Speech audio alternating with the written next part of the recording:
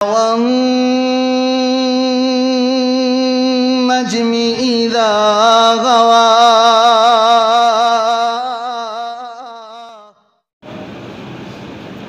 وقال جل وعلا في موضع آخر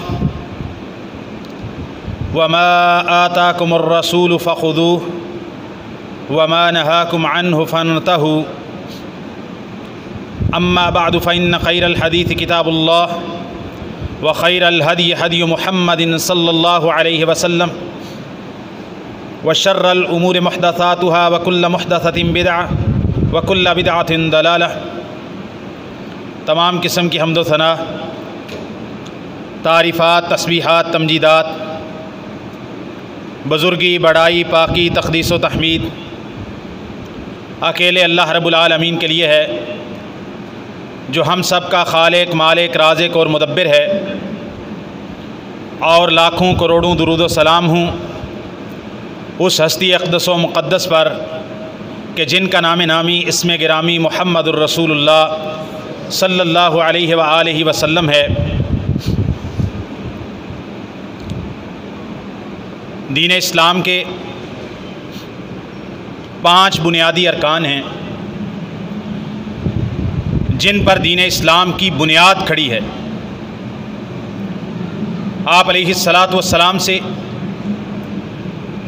جبریل امین نے اسلام کی مبادیات کے حوالے سے سوال کیا، اخبرنی عن الاسلام، قال ان تشهد ان لا الہ الا اللہ وان محمدا عبدہ ورسولہ وتقیم الصلاۃ وتؤتی الزکاۃ وتصوم رمضان وتحج البیت ان استطعت الیہ سبیلا۔ صحیح بخاری کے اندر یہ حدیث موجود ہے۔ دوسری حدیث وہ بھی صحیح بخاری کے اندر ہے، سیدنا عبداللہ ابن عمر رضی اللہ تعالی عنہما سے، بنی الاسلام علی 5 شہادت اللہ الہ الا اللہ وان محمدا عبدہ ورسولہ واقام الصلاۃ وایتاء الزکاۃ وصوم رمضان والحج من استطاع الیہ سبیلا۔ دین اسلام کے 5 بنیادی ارکان ہیں۔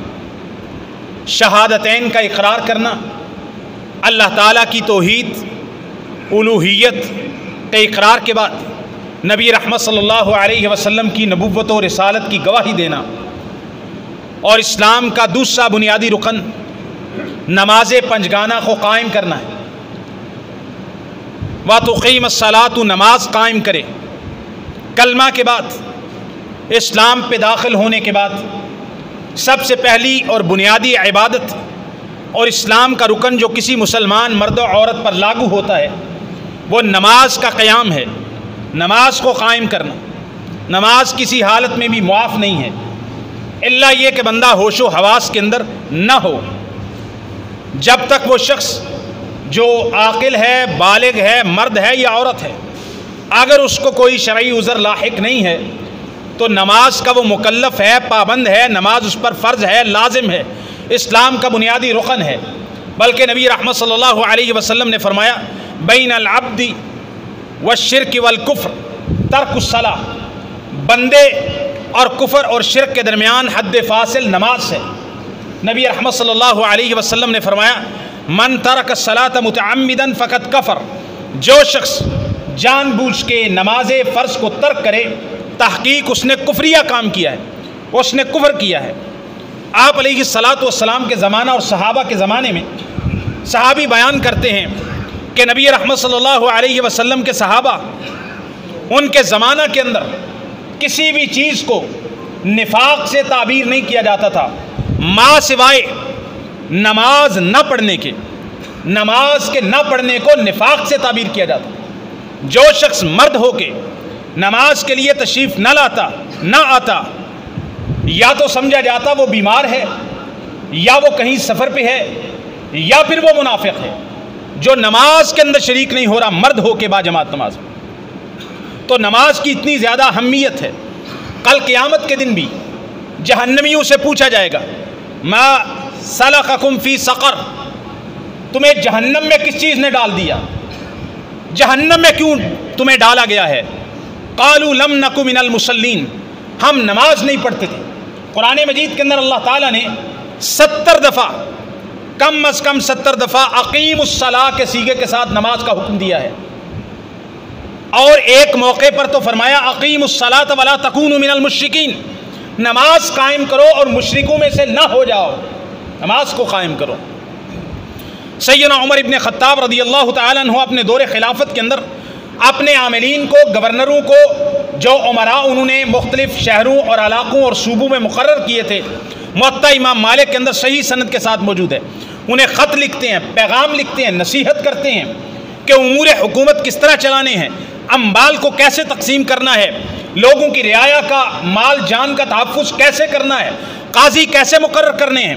ان میں سب سے پہلی بات ان اہم امورکم عندی الصلاۃ، سیدنا عمر رضی اللہ تعالیٰ عنہ خلیفہ راشد اپنے عمراء کو، گورنروں کو خط لکھتے ہیں، باقی باتیں بعد میں کرتے ہیں۔ سب سے پہلی بات ان اہم امورکم عندی الصلاۃ، میرے نزدیک تمہارا سب سے اہم کام نماز کا قائم کرنا ہے، اور فرماتے ہیں جو نماز کے اندر سستی نہیں کرنے والا ہوگا، نماز میں چاقو چبند ہوگا، نماز کو اعتدال پر رکھے گا، وہ باقی امور سلطنت کے اندر بھی بندہ کام کو، ذمہ داری کو صحیح نبھائے گا۔ اور فرمایا جو نماز کے اندر سستی کرے گا وہ شخص باقی کاموں کے اندر بھی، جو اللہ کا حق صحیح طرح سے ادا نہیں کر سکتا، وہ مخلوق کا حق کیسے صحیح طرح سے ادا کرے گا۔ نماز کے بارے میں نبی رحمت صلی اللہ علیہ وسلم نے فرمایا، صحیح بخاری کے اندر حدیث ہے، صلو کما رأیتمونی اصلی، نماز ایسے پڑھو جیسے تم نے مجھے نماز پڑھتے ہوئے دیکھا۔ فرمایا صلو کما رأیتمونی اصلی، نماز ایسے پڑھو جیسے تم نے مجھے نماز پڑھتے ہوئے دیکھا۔ یعنی نبی رحمت صلی اللہ علیہ وسلم کو آپ کے صحابہ کرام نے، اہل بیت نے نماز پڑھتے ہوئے دیکھا کہ آپ علیہ الصلاۃ والسلام نماز میں کھڑے کیسے ہوتے تھے، آپ علیہ الصلاۃ والسلام نماز میں اپنے ہاتھوں کو کیسے اور کہاں تک اٹھاتے تھے، نبی رحمت صلی اللہ علیہ وسلم اپنے ہاتھوں کو نماز میں کس جگہ پر باندھتے تھے، آپ علیہ الصلاۃ والسلام کا قیام کیسے ہوتا تھا، آپ علیہ الصلاۃ والسلام نماز میں اپنی نظر مبارک کو کہاں پر رکھتے تھے، آپ علیہ الصلاۃ والسلام سر اقدس کو نماز میں کس حالت میں رکھتے تھے، جھکا کے رکھتے تھے یا سیدھا رکھتے تھے، آپ علیہ الصلاۃ والسلام رکوع کے لیے جاتے تو آپ علیہ الصلاۃ والسلام کون سا عمل کرتے، آپ علیہ الصلاۃ والسلام قرات کیسے کرتے جہری نمازوں میں، آپ علیہ الصلاۃ والسلام آمین کیسے کہتے، آپ علیہ الصلاۃ والسلام رکوع کے لیے جاتے تو کیا طریقہ ہوتا، کیا حالت ہوتی آپ علیہ الصلاۃ والسلام کی، آپ رکوع میں جاتے تو رکوع میں جا کے آپ علیہ الصلاۃ والسلام اپنی پشت مبارک کو کیسے رکھتے، اپنے سر مبارک کو نہ زیادہ اٹھا کے رکھتے نہ نیچے جھکا کے رکھتے، اپنی نظر مبارک کو کہاں پہ رکھتے، اپنے پاؤں میں یا سجدے والی جگہ میں۔ آپ علیہ الصلاۃ والسلام جب رکوع کرتے تو اپنے دونوں ہتھیلیوں کو اپنے گھٹنہ مبارک پہ کیسے رکھتے تھے، کیسے گھٹنوں کو مضبوطی سے تھامتے تھے، اور اپنے بازو کو کیسے بالکل سیدھا اکڑا کے رکھتے، وتر یدی، بالکل تیر کی تانت کی طرح سیدھا بالکل بغیر لچک کے رکھتے تھے۔ اور آپ علیہ الصلاۃ والسلام سجدے میں کیا پڑھتے تھے، رکوع میں کیا پڑھتے تھے، رکوع سے اٹھنے کے بعد آپ علیہ الصلاۃ والسلام کون سا عمل کرتے تھے، اور رکوع کے بعد نبی پاک صلی اللہ علیہ وسلم کون سی دعا پڑھتے تھے، کتنی دیر کھڑے رہتے تھے، اعتدال کیا ہوتا تھا، قیام کیسا ہوتا تھا، آپ علیہ الصلاۃ والسلام جب رکوع کی طرف جاتے تو جھکتے کیسے تھے، پہلے نیچے ہاتھ لگاتے یا گھٹنے لگاتے، اور کن 7 اعضاء پہ سجدہ کرتے، اور جب سجدہ کرتے تو اپنے بازوؤں کو اپنے پہلو کے ساتھ ملا کے رکھتے یا کھول کے رکھتے، سجدہ چھوٹا کرتے یا بڑا کرتے۔ سجدے میں نبی رحمت صلی اللہ علیہ وسلم اپنی دونوں ہتھیلیوں کو جب زمین پہ رکھنا ہے تو پاؤں اپنے سر سے آگے رکھنا ہے، اپنے پہلو کے برابر پیچھے رکھنا ہے یا چہرے کے برابر رکھنا ہے؟ کہاں رکھنا ہے؟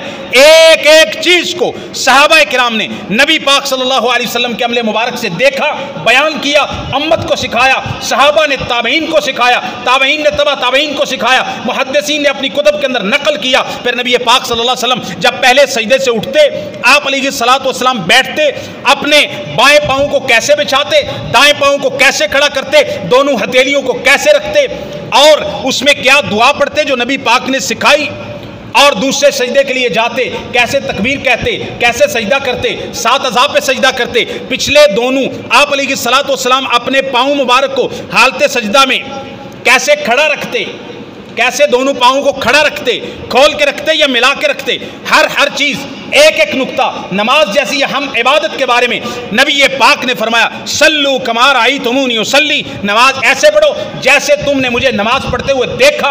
آپ علیہ الصلوۃ والسلام کو آپ کے صحابہ جو آپ کے ملازم شاگرد رہے، آپ کے ساتھ ہمیشہ لازم رہے، کوئی 20 سال، کوئی 22 سال، کوئی 18 سال، کوئی 15 سال، کوئی 10 سال، کوئی مدنی دور کے اندر، کوئی مکی اور مدنی دونوں دور کے اندر، کوئی آپ کے غزوات میں، آپ کے سفر میں، آپ کے حضر میں، اور آپ کے ازواج، آپ کے گھر کے اندر بھی آپ کے ساتھ رہے، رات کی نماز بھی آپ کے ساتھ پڑھی، تہجد کی نماز بھی آپ کے ساتھ پڑھی، کبھی آپ کی اقتداء میں کھڑے ہوئے، کبھی سفر میں آپ کو وضو کروایا، کبھی آپ کے ساتھ کھڑے ہو کے نماز پڑھی، حالت مرض کے اندر، بیماری کے اندر، آخری وقت کے اندر نبی پاک صلی اللہ علیہ وسلم کے ساتھ نماز پڑھی۔ سیدنا ابو بکر صدیق رضی اللہ تعالیٰ عنہ نے نبی پاک کے دائیں جانب کھڑے ہو کے، نبی پاک بیٹھ کر امام تھے، ابو بکر صدیق کھڑے ہو کے مقتدی تھے، وہ پیچھے مکبر، باقی صحابہ کو امامت کروا رہے تھے۔ یہ ساری چیزیں حدیث کے اندر موجود ہیں۔ اہم نماز جیسی عبادت ہو اور اس کی کوئی ایک صورت، کوئی ایک شکل جس کا تعلق نماز جیسی عبادت سے ہو، نبی پاک سے ہمیں نہ ملتی ہو، ایسی کوئی بات نہیں ہے۔ ایک ایک بات جو نماز کے ساتھ تعلق رکھتی ہے، تکبیر تحریمہ کی اللہ اکبر سے لے کے، نیت سے لے کے، بلکہ نیت تو بہت بعد میں آتی ہے، اس سے پہلے بندے نے وضو کرنا ہے، طہارت کرنا ہے، استنجا کرنا ہے اور اپنی طہارت کرنی ہے، اور اس کے بعد وضو کرنا ہے، یا پھر تیمم کی ضرورت پڑے تو تیمم کرنا ہے، موضوع پہ مسح کرنا ہے، جرابوں پہ ضرورت پڑے تو مسح کرنا ہے، سفر میں کتنے دن کا مسح ہے اور حضر میں کتنے دن کا مسح ہے، عورتوں کے لیے کیا الگ حکام ہیں اور مردوں کے لیے کیا الگ احکام ہیں، نماز کے متقدمات، نماز کی پیش بندی میں سارے مسائل نبی رحمت صلی اللہ علیہ وسلم سے نص کے ساتھ ثابت ہیں۔ کسی مسئلے میں بھی اجتہاد کرنے کی، اپنی طرف سے قیاس کرنے کی، اپنی طرف سے فلسفے بیان کرنے کی، اپنی طرف سے اندازے لگانے کی، اپنی طرف سے یہ کہنے کی کہ فلاں موقع کے اندر یہ کر لو، فلاں موقع میں یہ کر لو، مرد یہ کر لیں، عورتیں یہ کر لیں، مردوں کے لیے یہ طریقہ بہتر ہے، عورتوں کے لیے یہ طریقہ بہتر ہے، مردوں کے حیا میں عورتوں کا حیا زیادہ ہوتا ہے، ان کو پردے کی زیادہ ضرورت ہوتی ہے، لہذا عورتیں نماز کے اندر فلاں طریقے سے اوائڈ کریں، اگرچہ وہ نبی پاک صلی اللہ علیہ وسلم کی سنت سے ثابت ہے، کیونکہ عورتوں کو زیادہ پردے کی ضرورت ہوتی ہے، لہذا وہ فلاں طریقے کے اندر عام سنت طریقے سے ہٹ کے نماز پڑھیں۔ تو یہ بہت بڑا مسئلہ ہے عورتوں کی نماز کے حوالے سے کہ مردوں کی نماز کا طریقہ کوئی الگ ہے، عورتوں کی نماز کا طریقہ کوئی الگ ہے۔ مرد اپنے ہاتھوں کو اٹھائیں گے تو کندھوں اپنے کانوں تک اٹھائیں گے، عورتیں اٹھائیں گی تو اپنے سینے کے برابر اٹھائیں گی، اس سے اوپر کندھوں تک بھی لے کے نہیں جائیں گی۔ مرد اپنے ہاتھ باندھیں گے تو اپنے ناف کے نیچے باندھیں گے تحت السرہ، اور عورتیں ہاتھ باندھیں گی تو وہ اپنے ثدیین کے نیچے، اپنے پستان کے نیچے باندھیں گی، اور ہاتھ کو ہاتھ کے ساتھ پکڑیں گی بھی نہیں، پکڑنا بھی نہیں ہے۔ مرد تو پکڑ سکتا ہے نا، ہاتھ کو ایسے کر کے پکڑا ہوتا ہے، ایسے ہی پکڑا ہوتا ہے نا، عورت پکڑے گی بھی نہیں۔ کیسی ماشاءاللہ شرطیں لگائیں، ہر چیز کو ایسے 2+2 کیلکولیٹر پہ حساب کر کے ہر چیز کو بیان کیا ہے، ہر چیز کو بیان کیا عورت کے حق میں کہ عورت ثدیین کے نیچے رکھے گی، اچھا صرف رکھے گی، پکڑ بھی نہیں سکتی۔ پتہ نہیں اس میں حیا کا کون سا مسئلہ ثابت ہو جاتا ہے، کون سا شرم و حیا کے خلاف ہو جاتا ہے۔ عورت اپنی دائیں ہتھیلی کو بائیں ہتھیلی پر بس رکھے گی، پکڑے گی بھی نہیں، اور پھر وہ کھڑی ہوگی، پھر رکوع کرے گی تو رکوع میں گھٹنوں میں خم ڈالے گی، رکوع کے اندر گھٹنوں میں خم ڈالے گی، ٹھیک ہے۔ وہ دے گوڈے سٹیل دے پے ہونے نے نا، بڈھی جو ہوگی ہے یار، مائی بڈھی ہوگی ہے تو انہوں دے کو سیدھے گوڈے نہیں ہوندے، ٹھیک ہے۔ وہ گھٹنوں کے اندر خم ڈالے گی، اچھا اس کے بعد اپنے بازوؤں کو سیدھا نہیں رکھے گی بلکہ اپنے پہلو کے ساتھ ملا کے رکھے گی، ایسے ذرا کبا سا ہو کے رکوع کرے گی۔ پھر اس کے بعد وہ دوبارہ اٹھے گی تو پھر بھی وہ اپنے ایک انہوں نے روایت بیان کی، اس میں نماز کے بعد رکوع کے بعد والے رفع الیدین کا بھی ذکر ہے، تو اس میں انہوں نے استدلال کیا کہ عورت کا طریقہ مختلف ہے۔ پھر وہ سجدے میں جائے گی تو سجدے میں جا کے کیسے کرے گی؟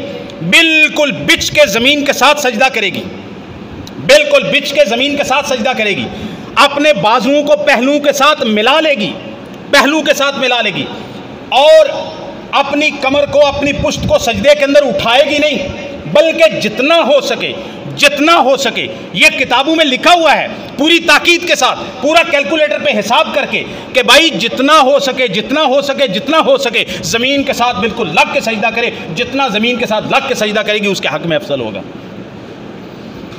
پھر اس کے بعد قاعدہ ہے، عورت نے نماز کے اندر بیٹھنا ہے، نماز کے اندر عورت نے بیٹھنا ہے، تو پھر بیٹھنے کے اندر بھی وہ اپنا دایاں پاؤں کھڑا نہیں کرے گی اور بائیں پاؤں کو بچھا کے اس پہ نہیں بیٹھے گی، بلکہ وہ ایک ران کو دوسری ران کے اوپر رکھ لے گی۔ اچھا میں جب یہ پڑھ رہا تھا تو میں خود تجربہ کر کے گھر میں آیا ہوں، مجھے خود سمجھ نہیں آئی کہ وہ ران کو ران کے اوپر کیسے رکھے گی، یہ میری سمجھ میں نہیں آیا۔ میں بعد میں پوچھوں گا، تحقیق کروں گا، گوگل شیخ سے پوچھوں گا، کیونکہ گوگل شیخ پہ عربی کے اندر لکھے نا تو آگے تصویریں آ جاتی ہیں، وہ نکال دیتا ہے کہ بھائی اس کا معنی یہ ہے، تو یہ تربانہ کا معنی کیا ہے، وہ گوگل شیخ تصویر نکال کے دے دے گا، تو میں گوگل شیخ سے پوچھوں گا بعد میں۔ تو انہوں نے کہا کہ بھائی ران کے اوپر ران کو رکھے گی اور اپنے دونوں پاؤں دائیں طرف کو اپنے دونوں پاؤں ایسے بچھا دے گی اور سمٹ کر بیٹھے گی، ٹھیک ہے۔ اس کے بعد یہ موٹی موٹی چیزیں بیان کی جاتی ہیں عورت کے حوالے سے، اس کی نماز کے حوالے سے، یہ میں نے آپ کے سامنے خلاصہ بیان کیا۔ میرے بھائیوں، ان میں سے ایک بھی چیز، یہ میں نے خلاصہ بیان کیا کہ عورتوں کو گھروں کے اندر اس طرح نماز پڑھائی جا رہی ہے، عورتوں کو یہ نماز کا طریقہ بتایا جا رہا ہے، لیکن میں آپ کو بتا رہا ہوں اللہ کی قسم ان میں سے کوئی بھی بات نبی رحمت صلی اللہ علیہ وسلم سے عورتوں کے حق میں ثابت نہیں ہے، کچھ بھی ثابت نہیں ہے، کسی ایک صحابی سے صحیح سند سے ثابت نہیں ہے۔ صرف صحابہ ہی نماز پڑھتے تھے یا صحابیات بھی نماز پڑھتی تھیں؟ سیدہ عائشہ رضی اللہ تعالیٰ عنہا نے 2000 سے زیادہ نبی پاک سے صحیح حدیث ان سے مروی ہیں، اور سیدہ عائشہ نماز نہیں پڑھتی تھی، نماز کا طریقہ سیدہ عائشہ نے نہیں بتایا، نماز کے باقی امور سیدہ عائشہ نے، جو گھر میں نبی پاک نماز کیسے پڑھتے تھے، آپ کی قیام رمضان کتنا ہوتا تھا، تہجد کی نماز آپ کتنی پڑھتے تھے، آپ رات کو وتر کیسے پڑھتے تھے، یہ سیدہ عائشہ رضی اللہ تعالیٰ عنہ نے بتا دیا۔ اور ظاہر ہے سیدہ عائشہ کبھی نماز با جماعت بھی آ کے پڑھتی تھی، اکثر گھر میں ہی عورتیں نماز پڑھتی تھی۔ سیدہ عائشہ رضی اللہ تعالیٰ عنہ نے ایک دفعہ بھی نہیں کہا کہ میں ایسے سجدہ کرتی تھی، نبی پاک نے فرمایا نہیں تو بچھ کے سجدہ کر۔ 2000 سے زیادہ حدیث، ایک روایت بھی سیدہ عائشہ سے عورتوں اور مردوں کی نماز کے طریقہ اور صفت کے اندر فرق کرنے میں نہیں آئی۔ نبی پاک صلی اللہ علیہ وسلم کی 11 ازواج ہیں، کسی ایک زوجہ محترمہ ام المومنین سے یہ بات ثابت نہیں ہے۔ نبی پاک صلی اللہ علیہ وسلم کی بیٹیاں اور بالخصوص سیدہ فاطمہ رضی اللہ تعالیٰ عنہا جو سب سے آخر میں دنیا سے گئی نبی پاک کی وفات کے بعد بھی، ان سے بھی ایسا کچھ ثابت نہیں ہے۔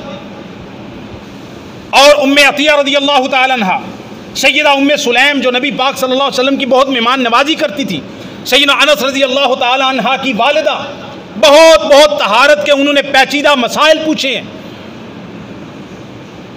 جن سے شرم و حیا کا بھی بعض اوقات تعلق ہوتا ہے، شرمائی نہیں ہے، لیکن انہوں نے یہ بیان نہیں کیا کہ نبی پاک صلی اللہ علیہ وسلم نے فرمایا عورتیں نماز سجدہ بچھ کے کریں، رکوع کے اندر گھٹنوں کو بینڈ کریں، کوئی بات نہیں۔ جو دلائل دیے جاتے ہیں، میں نے کیا بات پڑھی، نبی پاک صلی اللہ علیہ وسلم نے فرمایا نماز ایسے پڑھو جیسے مجھے نماز پڑھتا ہوا تم نے دیکھا۔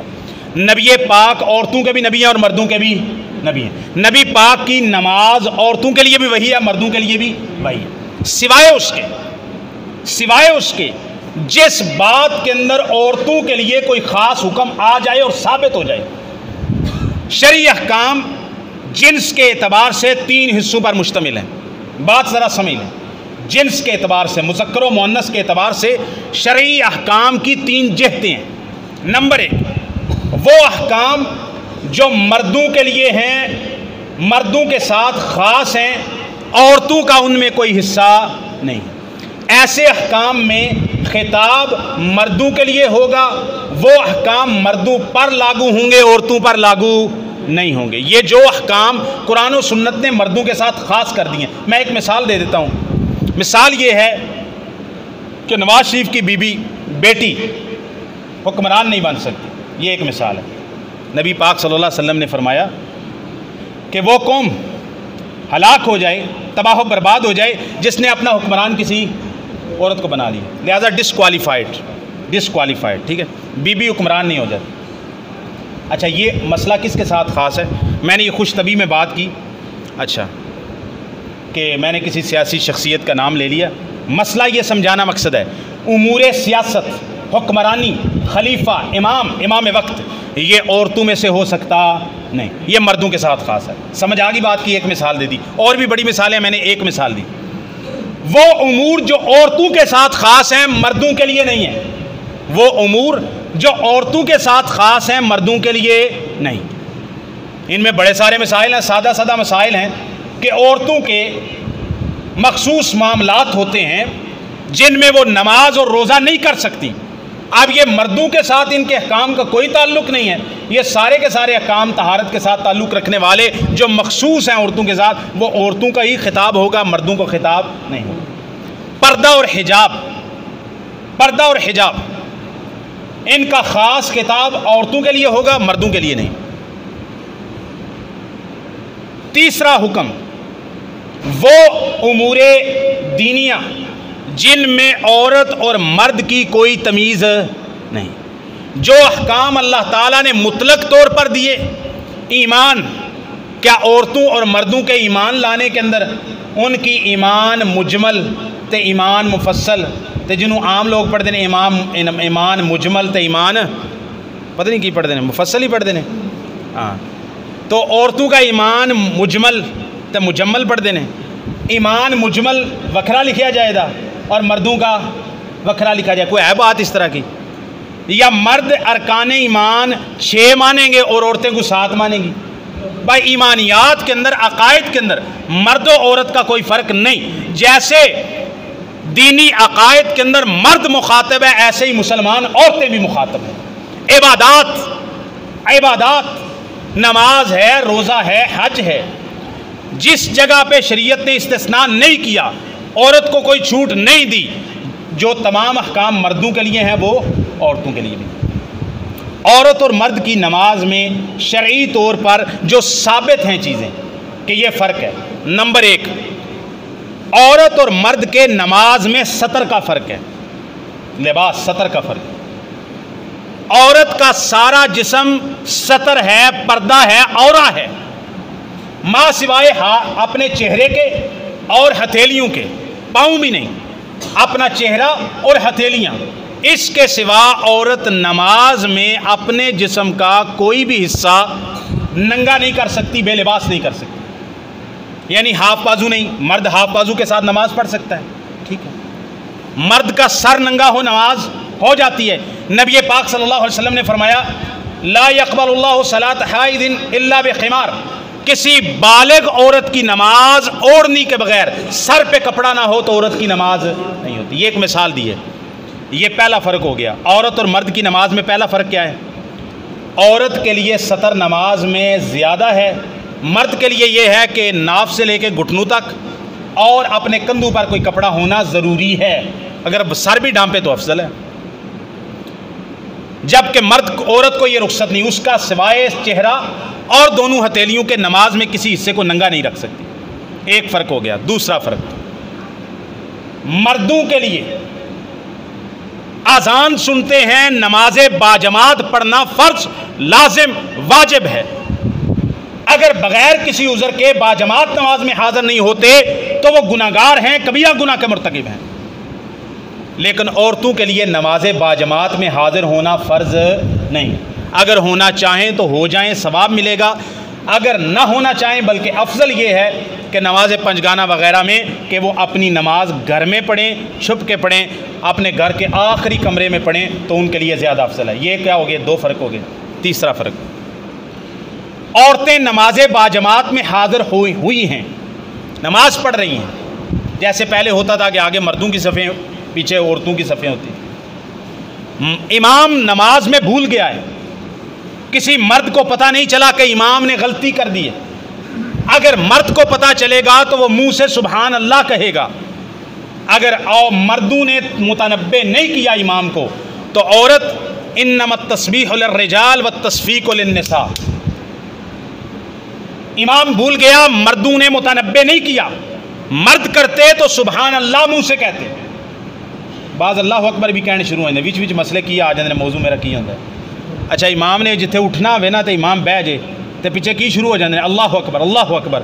وہ اللہ اکبر کوئی گل نہیں ہے، وہ اللہ دے بندے سمجھو ہر رکن پہ امام جہاں بھی بھول جائے سبحان اللہ ہی کہنا ہے، اس کے علاوہ کوئی کلمہ نہیں کہنا، صرف سبحان اللہ کہنا ہے. چاہے بیٹھنا تھا تو نہیں بیٹھا، جب اٹھنا تھا تو نہیں اٹھا، جہاں سجدہ کرنا تھا نہیں کیا، جہاں تشہد بیٹھنا تھا نہیں بیٹھا، صرف سبحان اللہ کہنا ہے، اللہ اکبر وغیرہ کوئی نہیں کہنا، نہ الحمدللہ کہنا ہے. عورت اگر امام کو متنبع کرے گی تو وہ کیسے کرے گی؟ انما التصفیق للنساء.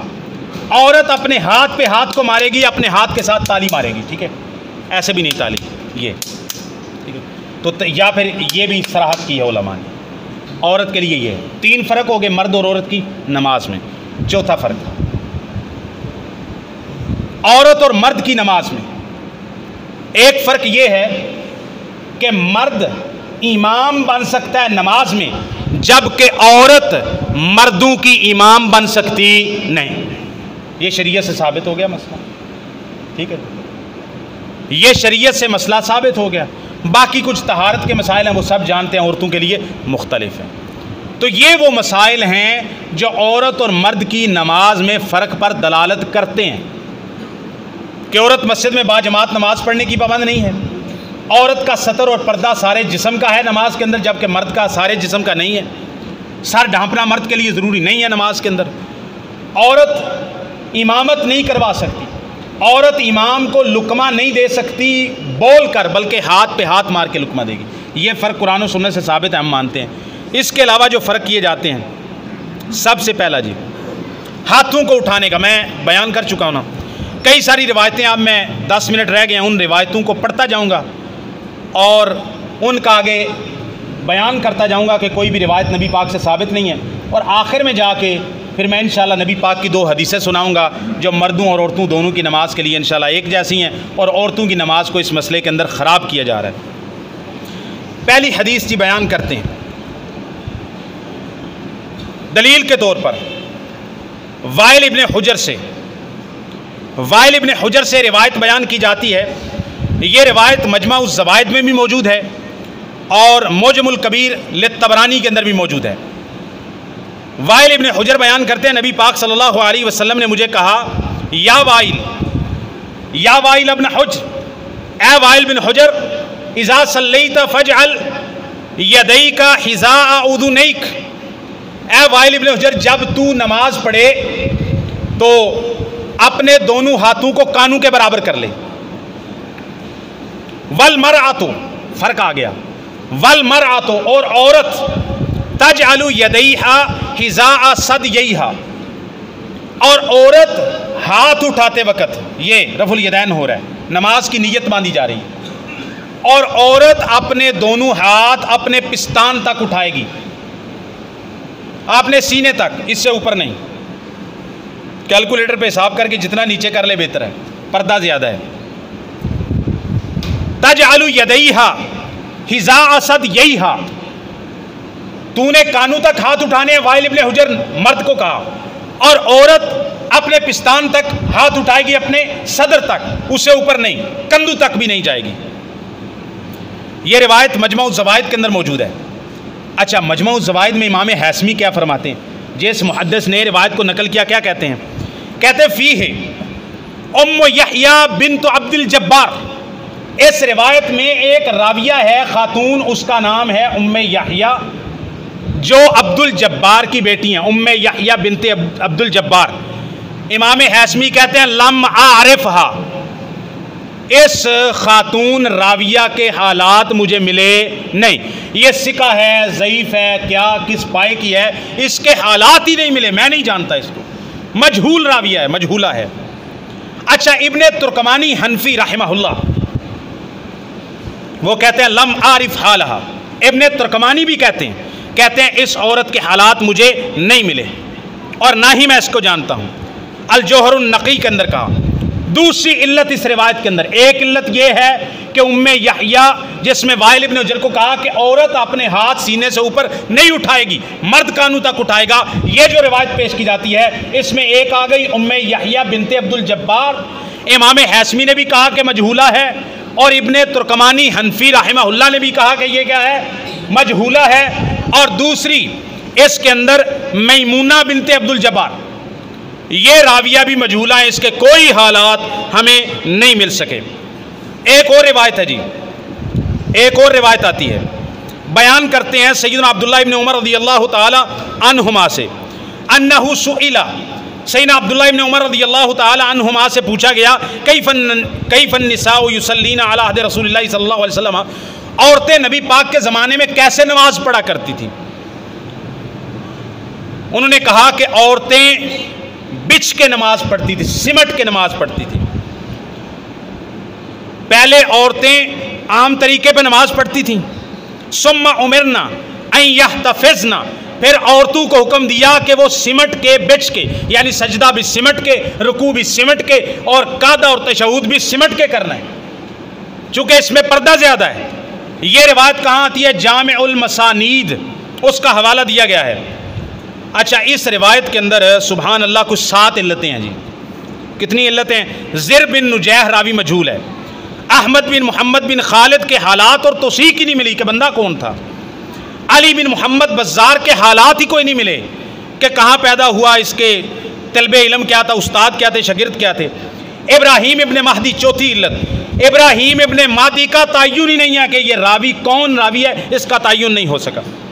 اس کے علاوہ سب سے بڑی لطیفے کی بات کہ یہ جو جامع المسانید خوارزمی کی کتاب ہے، وہ جو خوارزمی ہیں صاحب کتاب ہی نامعلوم ہیں، جس گھر دا ایڈریس دیتا ہے اوتھے وہ گھر موجود ہے، اوتھے آکھیا تسی آ جیو فلانی جگہ تے میرا گھر ہے، اسی اوتھے گئے تے اوتھے تے پلازا بنیا، اسی اوتھے گھر ہے ہی کوئی نہیں، کوئی گھر اوتھے بندہ رہندا ہی کوئی نہیں، تے فیکٹری لگی ہے۔ تو جامع المسانید کا جو خوارزمی کا حوالہ دیا، اس مصنف کے جس کی کتاب کا حوالہ ہے اس کے اپنے ہی حالات معلوم نہیں ہیں، تو لہٰذا یہ روایت عبداللہ ابن عمر کی دلیل بن سکتی نہیں کہ عورتیں بچھ کے نماز پڑھیں۔ یزید بن حبیب بیان کرتے ہیں، یہ تابعی ہیں، پہلی بات یاد رکھ لو، یہ یزید بن حبیب تابعی ہیں، صحابی نہیں۔ ان رسول اللہ، تابعی کہہ رہے ہیں کہ نبی پاک صلی اللہ علیہ وسلم نے مر علی امرأتین تصلیان، 2 عورتوں کے پاس سے گزرے نبی پاک، وہ دونوں عورتیں نماز پڑھ رہی تھی، فقال، انہوں نے کہا نبی پاک نے، اذا سجدتما، جب تم دونوں سجدہ کرو، فزما بعض اللحم الی الارض، جب تم سجدہ کرو تو اپنا کچھ گوشت یعنی اپنا جسم زمین کے ساتھ لگا لو۔ حبیب بن یزید بن حبیب تابعی جنہوں نے نبی پاک کو دیکھا، میں نے تابعی کیوں کہا کہ یزید بن حبیب تابعی، تو تابعی کب بنتا ہے؟ جب کسی صحابی کو ایمان کی حالت میں دیکھتا ہے، اور صحابی تب بنتا ہے جب نبی پاک کو ایمان کی حالت میں دیکھتا ہے۔ یزید بن حبیب جنہوں نے نبی پاک کو دیکھا نہیں، آپ سے سنا نہیں، صحابی ہوئے نہیں، آپ کا زمانہ مبارک ایمان کی حالت میں پایا نہیں، بنے تابعی صحابہ کے شاگرد ہیں، وہ کہہ رہے ہیں اللہ کے رسول گزرے، اللہ کے رسول صلی اللہ علیہ وسلم 2 عورتوں کے پاس سے گزرے، وہ نماز پڑھ رہی تھی، آپ نے ان 2 عورتوں کو کہا جب سجدہ کرو تو اپنے جسم کو، اپنے جسم کا کچھ گوشت، کچھ حصہ زمین کے ساتھ لگا لیا کرو، وہی کہ بچھ کر سجدہ کرو۔ آپ نے فرمایا فإن المرأة ليست في ذلك كالرجل، اس معاملے کے اندر سجدہ کرنے میں عورت مرد کی طرح نہیں ہے۔ فرق آ گیا جی۔ یہ روایت کہاں آتی ہے؟ سنن الکبریٰ للبیہقی کے اندر، اور اعلاء السنن کے اندر بھی آتی ہے، مراسیل ابو داود سے نقل کی ہے۔ پہلی بات جو میں بتا چکا ہوں، یہ روایت مرسل ہے، تابعی ڈائریکٹ نبی پاک سے بیان کر رہا ہے، اور تابعی کا نبی پاک سے سماع یا ملاقات ہوتی نہیں، لہٰذا روایت میں انقطاع آ گیا نبی پاک کے درمیان اور یزید بن حبیب کے درمیان، لہٰذا یہ روایت منقطع ہوگی، مرسل ہو گئی، اور مرسل روایت حجت نہیں ہوتی۔ اس میں ایک اور علت بھی ذکر کی جاتی ہے کہ اس میں ایک اور راوی ہیں سالم، اس روایت کے اندر یہ جو 2 عورتوں کو کہا سالم راوی ہیں، وہ متروک ہیں محدثین کے نزدیک، لہذا روایت ضعیف جداً ہوگی۔ سیدنا عبداللہ ابن عمر رضی اللہ تعالیٰ عنہما سے ایک اور روایت آتی ہے۔ پہلی جو روایت تھی حضرت عبداللہ ابن عمر کا اپنا قول تھا، فتویٰ تھا، یہ نبی پاک سے بیان کر رہے ہیں۔ قال رسول اللہ صلی اللہ علیہ وسلم اذا جلست المرأة، جب عورت بیٹھے نماز کے لیے وضعت فخذہا علی فخذی الاخری، تو وہ اپنی ران دوسری ران پر رکھے. وَإِذَا سَجَدَتْ، اس گل اے جدوں میں روایت بیان کرنی ہے تسی سبحان اللہ کہنا ہے، ٹھیک ہے؟ اس تو بعد میں دساں گا بھی تہاڈی سبحان اللہ دا مطلب کی ہے. جب عورت بیٹھے تو اپنی ایک ران کو دوسری ران پر رکھے. وَإِذَا سَجَدَتْ، جب سجدہ کرے السقط بطنہا فی فخذیہا، تو وہ اپنے پیٹ کو اپنی رانوں کے ساتھ لگا لے چمٹ کے. کاستر ما یکون لہا، یہ جیسے زیادہ اپنے لیے پردہ کرنے والا عورت خوب اپنے آپ کو سمیٹ کے سجدہ کرے. ان اللہ ینظر الیہا، بے شک اللہ تعالیٰ نظر رحمت سے اس عورت کی طرف دیکھتے ہیں. وَيَقُولُ، اور اللہ تعالیٰ جو عورت اس طرح سمٹ کے بچھ کے رانوں کے ساتھ اپنے پیٹ کو ملا کے سجدہ کرتی ہے، اللہ تعالیٰ اس کی طرف رحمت کی نظر سے دیکھتے ہیں اور کہتے ہیں یا ملائکتی، اے میرے فرشتو، اشہدکم، میں تمہیں گواہ بناتا ہوں، انی قد غفرت لہا، کہ میں نے اس عورت کو معاف کر دیا ہے. سبحان اللہ. اچھا تو سبحان اللہ کہہ لیا نا ہوں میری گل سنو. یہ روایت آتی ہے سنن الکبریٰ للبیہقی کے اندر، سنن الکبریٰ للبیہقی کے اندر، الکامل ابن عدی کے اندر. یہ روایت موضوع اور من گھڑت بناوٹی روایت ہے. یہ روایت کیا ہے جہدے تو تسی سبحان اللہ کیا ایڈا وڈا، یہ روایت کی ہے یار میرے نال ٹرو نا. میں سبق پڑھانا آیا، میں تقریر کرن نہیں آیا، میں مجمع گرمان نہیں آیا، میں سبق پڑھانا آیا. یہ روایت کیا ہے؟ موضوع اور من گھڑت روایت ہے. اس روایت میں بڑی علتیں ہیں. امام بہقی کہتے ہیں لا یحتج بامثالھا. امام بہقی سنن الکبریٰ کے اندر یہ روایت نقل کرنے کے بعد کہتے ہیں ایسی روایتوں سے دین کی دلیلیں نہیں بنتی. امام بہقی کہتے ہیں ایسی روایتوں سے دین کی دلیلیں نہیں بنتی. اس روایت کے اندر ایک راوی ہیں ابو مطیع الحکم بن عبداللہ. اچھا یہ جو راوی ہے، اب آپ دیکھیے ذرا، یہ آپ لطف کی بات دیکھیے. اس راوی کو جس کا میں نے نام لیا ابو مطیع، اس کو امام احمد ابن حنبل، یحییٰ ابن معین، ابو حاتم الرازی، امام بخاری کے استاد اور معاصر، امام فلاس، امام بخاری رحمۃ اللہ علیہ خود، امام نسائی، امام دارقطنی علل حدیث کے سب سے بڑے امام، امام ابن حبان، امام ابن عدی کامل والے، امام ابن سعد الکامل والے، اور امام ذہبی کہتے ہیں ان تمام محدثین نے اس راوی ابو مطیع الحکم بن عبداللہ کو، تمام جن محدثین کا میں نے نام لیا جس میں امام بخاری، یحییٰ بن معین، احمد بن حنبل اور امام نسائی اور دارقطنی جیسے ہیں، وہ کہتے ہیں یہ راوی کیا ہے؟ ضعیف ہے، ضعیف ہے، قابل حجت نہیں. اللہ تعالیٰ کہتے ہیں اس روایت میں کیا ہے؟ فرشتوں گواہ ہو جاؤ میں نے اس کو معاف کر دی. عورت کو بچھ کے سجدہ کر رہی ہے، چمٹ کے سجدہ کر رہی ہے، اور روایت میں راوی وہ آ رہا ہے جس کے بارے میں درجنوں محدثین نے کہا کہ یہ روایت راوی قابل حجت نہیں ہے. امام ذہبی نے میزان الاعتدال میں فرمایا وزاؤن، انہوں نے کہا یہ بندہ حدیثیں خود سے بناتا تھا، گڑتا تھا یہ حدیثیں بندہ. اتنی بڑی سخت جرح کی ہے. یہ دیکھ لیں اس روایت کے اندر عبید اللہ بن محمد بن موسیٰ سرخسی، حالات نامعلوم ہیں. محمد بن قاسم البلقی، اس راوی کا بھی کچھ عطا پتہ نہیں ہے. اور تیسرے راوی کے بارے میں نے بتا دیا. لہٰذا یہ روایت بھی کہ اللہ تعالیٰ کہتے ہیں جو عورت بچھ کے سمیٹ کے رانوں کو اپنے ہاتھوں کے ساتھ گھٹنوں کے ساتھ لگا کے نماز پڑھ رہی ہے تو اللہ تعالیٰ کہتے ہیں میں نے اس کو معاف کر دیا. یہ فضیلت موضوع من گھڑت روایت سے ثابت نہیں ہوتی. ایک اور روایت آتی ہے سیدنا علی رضی اللہ تعالیٰ عنہ سے. سیدنا علی رضی اللہ تعالیٰ عنہ سے بھی ایک روایت آتی ہے کہ عورت جو ہے وہ اپنے سجدے کے اندر اپنے آپ کو سمیٹ کے رکھے گی اور اپنے ہاتھوں کو زیادہ اوپر نہیں اٹھائے گی. وہ روایت بھی ثابت نہیں ہے. اچھا جی،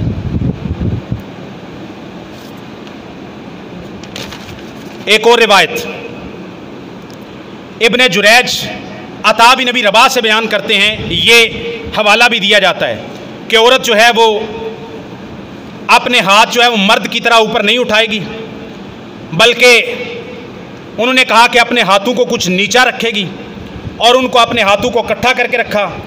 اور انہوں نے کہا کہ عورت کی حالت مرد کی طرح نہیں ہے. یہ صرف عطا بن ابی رباح ایک تابعی ہیں جن سے یہ فتویٰ ثابت ہے، لیکن نبی پاک یا آپ کے کسی صحابہ سے یہ بات ثابت ہے نہیں۔ اچھا،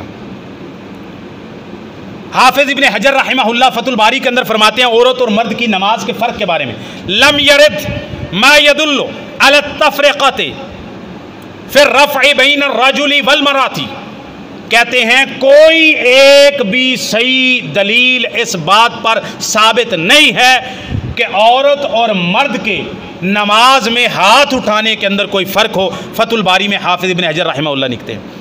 ایک روایت اور بیان کی جاتی ہے، ایک تابعیہ ہیں ام الدرداء رضی اللہ تعالیٰ عنہ، ام الدرداء رضی اللہ تعالیٰ عنہ سے بیان کیا جاتا ہے کہ جب وہ نماز پڑھتی تھیں تو وہ ام الدرداء رضی اللہ تعالیٰ عنہ اپنے ہاتھوں کو جو ہے وہ سینے تک اٹھاتی تھی، اوپر کندھے تک یا کانوں تک پورا نہیں اٹھاتی تھی ام الدرداء رضی اللہ تعالیٰ عنہ سے، لیکن وہ روایت ثابت نہیں ہے ام الدرداء سے، جو ثابت ہے وہ میں بیان کرتا ہوں۔ عبد رب بن سلیمان کہتے ہیں کہ وہ اپنے ہاتھوں کو اٹھاتی تھی نماز میں۔ کون؟ ام الدرداء تابعیہ، یہ عورت ہے نا، تابعیہ ہیں، بہت بڑی ولیہ ہیں، وہ اپنے ہاتھوں کو اٹھاتی تھی حذو من کے بئی ہے، سینے تک نہیں، حذو من کے بئی ہے، اپنے دونوں کندھوں کے برابر یہ ام الدرداء اٹھایا کرتی تھی۔ اور جب اپنے وہ رکوع سے اٹھتی تھی پھر بھی دونوں ہاتھوں کو اٹھاتی تھی۔ یہ روایت جز رفع الیدین کے اندر امام بخاری رحمہ اللہ نے حسن سند کے ساتھ نقل کی ہے۔ عطا بن ابی رباح سے ایک روایت اور آتی ہے کہ عورت جو ہے وہ اپنے ہاتھ کٹھے کر کے لے گی، قیام کے اندر اپنے ہاتھ کٹھے رکھے گی، جتنی وہ طاقت رکھے قیام کے اندر سمٹ کے کھڑی ہوگی۔ یہ مصنف عبد الرزاق کے اندر عطا بن ابی رباح کا قول ہے، ثابت نہیں ہے۔ امام عبد الرزاق بن حمام مدلس ہیں اور انہوں نے صراط نہیں کی ہے۔ ایک اور فتویٰ ان سے آتا ہے مصنف عبد الرزاق کے اندر، وہ بھی ثابت نہیں ہے کہ جب عورت رکوع کرے گی تو اپنے دونوں ہاتھوں کو اپنے پیٹ تک اٹھائے گی اور جتنا ہوگی اپنے آپ کو کٹھا کر کے سجدہ کرے گی اور اپنے ہاتھوں کو اپنے پیٹ کے ساتھ لگا لے گی سجدے کے اندر اور زمین کے ساتھ بچھ کر سجدہ کرے گی۔ یہ روایت مصنف عبد الرزاق کے اندر عطا بن ابی رباح تابعی کا قول ہے۔ امام عبد الرزاق مدلس ہیں، ان کے ساتھ بیان کر رہے ہیں، لہٰذا یہ روایت بھی ثابت نہیں ہے۔ ام الدرداء تابعیہ، ان کی ایک اور روایت مصنف ابن ابی شیبہ کے اندر صحیح سند کے ساتھ کانت تجلس فی الصلاۃ کجلسۃ الرجل، یہ بی بی نماز میں ویسے ہی بیٹھتی تھی جیسے مرد بیٹھتے ہیں، صحیح سند کے ساتھ ثابت ہے۔ ایک روایت آتی ہے ابو سعید خدری رضی اللہ تعالیٰ عنہ سے کہ وہ اپنے گھر کی عورتوں کو حکم دیتے تھے کہ وہ سجدہ جھک کے کیا کریں، زمین کی طرف جھک کے سجدہ کیا کریں، اور وہ عورتوں کو حکم دیتے تھے کہ وہ بچھ کے بیٹھا کریں، سمٹ کے بیٹھا کریں۔ یہ السنن الکبریٰ للبیہقی کے اندر جلد 2 صفحہ 222 پر ہے، لیکن یہ روایت جھوٹی ہے۔ ابو سعید خدری کا یہ فتویٰ صحابی رسول کا ثابت نہیں ہے۔ عطا بن عجلان راوی متروک، کذاب، جھوٹا اور گپی راوی ہے، لہٰذا ابو سعید خدری نے ایسا کچھ کہا نہیں۔ لہٰذا عورتوں مرداں کے کہنا چاہیے نبی پاک کے عام طریقے پر نماز پڑھنے دو، عورتوں کی نماز برباد نہ کرو کہ بچھ کے سجدہ کریں۔ اسی طرح اور بھی روایتیں آتی ہیں، سیدنا علی رضی اللہ تعالیٰ عنہ سے بھی ایک قول آتا ہے، عبداللہ ابن عباس سے بھی قول آتا ہے، مجاہد تابعی سے بھی قول آتا ہے، قتادہ تابعی سے بھی قول آتا ہے، حسن بصری سے بھی قول آتا ہے کہ عورت بچھ کے سجدہ کرے گی، اپنے آپ کو سمیٹ کے سجدہ کرے گی اور اپنے گھٹنوں کا جب رکوع پہ جائے گی تو اپنے گھٹنوں کے ہتھیلیوں کو کھول کے نہیں رکھے گی بلکہ بند کر کے رکھے گی اور گھٹنوں کو بینڈ دے گی اور اپنے بازو جو ہے وہ رکوع کے اندر بھی اپنے پہلو کے ساتھ ملا کے رکھے گی۔ بھائی کوئی بھی اس طرح کی روایت ثابت نہیں ہے۔ آگے میں 2 روایتیں آپ کو سنانے والا ہوں۔ کتنا ظلم کیا ہے یار، اور مردوں ہم نے کتنا ظلم کیا عورتوں کے اوپر، کتنی نماز برباد کر کے رکھ دی عورتوں کی۔ ذرا سنو اور اپنے گھر کی خواتین کی نماز سیدھی کرواؤ، بالکل اسی طرح جس طرح مردوں کی نماز ہے، سنت طریقے کے مطابق۔ کوئی طریقہ میں نے اور بھی روایتیں لے کر آیا تھا لیکن وقت پورا ہو گیا تو میں ان کے آگے نہیں جاتا، صرف آخر میں نصیحت میں کہتا ہوں یہ بات سنو کہ ہم نے عورتوں کے ساتھ ظلم کیا ہے۔ نبی پاک صلی اللہ علیہ وسلم نے فرمایا، صحیح بخاری کے اندر حدیث ہے، صحیح مسلم کے اندر حدیث ہے، آپ نے فرمایا سجدے میں خوب اعتدال کرو، اور تم میں سے کوئی شخص، میں یہ عربی عبارت نہیں پڑھ رہا وقت کی کمی کی وجہ سے، صرف اس کا ترجمہ پڑھ رہا ہوں، اور تم میں سے کوئی شخص سجدے کے اندر اپنے بازو اس طرح نہ بچھائے زمین پر جیسے کتا بازو بچھا کے بیٹھتا ہے۔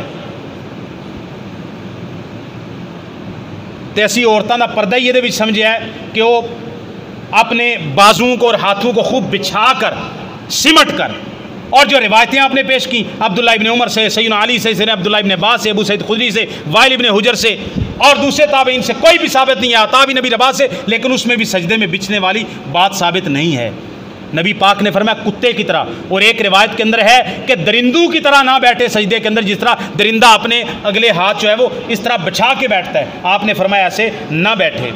اور نبی پاک صلی اللہ علیہ وسلم کے بارے میں ابو حمید الساعدی بیان کرتے ہیں، یہ روایت بھی صحیح بخاری کے اندر ہے، نبی پاک صلی اللہ علیہ وسلم جب سجدہ کرتے، یہ عورتوں کے لیے بھی حکم ہے، مردوں کے لیے بھی حکم ہے، نبی پاک جب سجدہ کرتے تو وضع یدیہ غیر مفترشین، نبی پاک صلی اللہ علیہ وسلم اپنے ہاتھوں کو اور بازوؤں کو زمین پر بچھانے والے نہیں ہوتے تھے، بچھانے والے نہیں ہوتے تھے، ولا قابضہما، اور نہ نبی پاک صلی اللہ علیہ وسلم ان کو ساتھ میں لانے والے ہوتے تھے۔ اور نبی پاک کی جامع ترمذی میں، سنن نبی داؤد میں حدیث ہے، جب نبی پاک سجدہ کرتے تھے تو آپ اپنے بازوؤں کو، اپنے ان بازوؤں اور کوہنیوں کو اپنے پہلو سے خوب دور کرتے تھے، حتیٰ کہ سیدہ عائشہ نے بیان کیا ایک دفعہ بکری کا ایک چھوٹا سا بچہ آیا، نبی پاک صلی اللہ علیہ وسلم نماز پڑھ رہے تھے، اتنا لمبا اور اٹھ کے سجدہ کرتے تھے زمین سے، نبی پاک صلی اللہ علیہ وسلم کے درمیان سے، آپ کے پیٹ مبارک کے درمیان سے وہ بکری کا بچہ گزر گیا۔ تو بھائی کہاں سے آپ لے آئے کہ عورت، آگے کہتے ہیں عورت کو پردے کی زیادہ ضرورت ہوتی ہے۔ بھائی عورت نے، میں اس پر یہی کہہ سکتا ہوں، بھائی عورت نے روڈ پہ نماز پڑھنی ہے، اللہ سے ڈر جاؤ یار، کیا ہو گیا آپ کو؟ عورت نے گھر میں نماز پڑھنی ہے، اور اگر آپ کہتے ہو کہ اس میں عورت کا پردہ زیادہ ہے، روایت تو ایک بھی ثابت نہیں، تو میں صرف یہی بات کہوں گا، سخت نہ لگے، جس اللہ اور اس کے رسول نے عورت کو پردے کا عام حالات میں حکم دیا ہے، نماز میں بھی بچھ کے سجدہ کرنا اور ہاتھوں کو پورا اوپر نہ اٹھانا اور رکوع کے اندر بھی اپنے گوڈوں کو بینڈ رکھنا، کیا اس میں اگر عورت کا پردہ تھا تو نعوذ باللہ اللہ کو بھی پتہ نہیں چلا اور رسول اللہ کو بھی پتہ نہیں چلا کہ عورت کا پردہ ہے، لہٰذا عورت بچھ کے سجدہ کرے اور عورت اس طرح نہ بیٹھے جس طرح مرد بیٹھتے ہیں؟ آپ کو پتہ چل گیا کس طرح کی باتیں کرتے ہو۔ نبی پاک صلی اللہ علیہ وسلم ہمارے بھی نبی ہیں، عورتوں کے بھی نبی ہیں، جو عورتوں کے لیے فرق نماز میں ثابت ہو گیا، امامت نہیں کروا سکتی اور بول کے امام کو لقمہ نہیں دے سکتی، اور عورت جو ہے وہ نماز باجماعت میں حاضر ہونا اس پر فرض نہیں ہے، عورت مردوں کی امام نہیں بن سکتی، یہ جو چیزیں ثابت ہو گئی عورت کے حق میں فرق، یہ ثابت رہے گا۔ باقی عورت اور مرد کی نماز میں کوئی فرق نہیں، کوئی فرق نہیں۔ طالبات ہیں، اسٹوڈنٹس ہیں، بچیاں ہیں جو آپ کے پاس پڑھنے والی یا آپ پڑھانے والی، ان کو نماز کو بالکل نماز نبوی اور محمدی کے مطابق قرآن و سنت بخاری مسلم کے اندر جو مردوں کی نبی پاک صلی اللہ علیہ وسلم والی نماز ہے وہی نماز ان کو سکھائیں۔ اللہ تعالی ہم سب کا حامی و ناصر ہو۔ والنجم إذا غوى